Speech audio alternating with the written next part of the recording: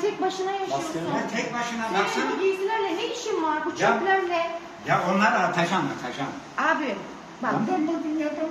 Ne olursun ağlama bak. Bugün burası temizlensin. Sen de pırıl pırıl ol bak. Ya içinde malzemelerim var. Abi hiçbir malzeme seçeceğim yok. ya. Çöp. Ya var Allah'ımı inkar edin. Abi, hangisini seçeceksin ama? Ya hep eşya ya gel bak ya Sen battaniye var. seçeceğine bak. bakalım. Şeyi seç. Önemli evrakların varsa seç. Seçemem ki şimdi. Bunun içinde önemli evrak ne işi var abi? Kurban olayım ya. Sigara izmariti var bak onun için. Ya onlar içmiş atmış. Ya balkona ben topladım.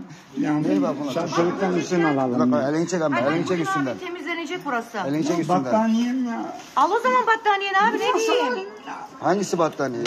Battaniye falan yok hepsi pislik ya. Ya işte bu battaniye ya. Tamam al emmi al battaniyeni falan al, sana bir şey demiyorum. Nasıl seçeceğim şimdi bunları? Tamam, Yerimde. bunu bu hale getirene kadar ne yaptın yani? Ya 2 günde bana müsaade. Sigara var içinde. Ya ne sigarası ya? Girin buraya bu getirmiş. Ya yok ya yok ya. Elini çek, elini çek. Ya abim gir ya. Elini çek Ya dokunma. gir Dokunma ablam bana. çık ya. Hayır, Savcı çıkamam. gelsin savcı gelsin. Savcının kararı var. Savcı gelsin. Hayır savcının kararı Ben de var. onları şikayet edeceğim ya sanık onlar.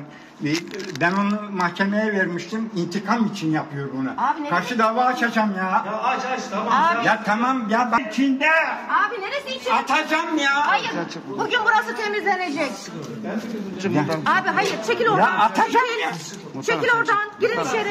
Ya ne görüyorsun ya? Girin içeri temizlensin bugün. Buralar hep bak leş Ben buradan Tamam ya ben temizleyeyim ya. Dokunma. Dokunma. Karışma, kimseye dokunma. Tamam dokun. Elini çek. Ya ben geri. kendi doldurayım Tamam, geri bana çık. müsaade et. Geri çık. Gitmeyeceğim. Müsaade yok. Kaç dakikada dolduracağım ben sana müsaade edeceğim burada. Çık geri. Ya Allah ya Rabbi ya. her taraf Resulallah böcek ya. sardı bunun daha ne? Yavaş abi Ahmet.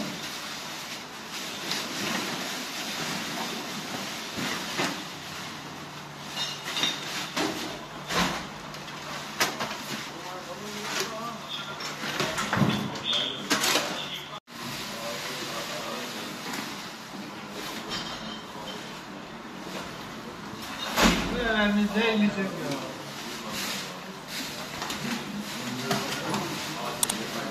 Tamam insanlar düşün.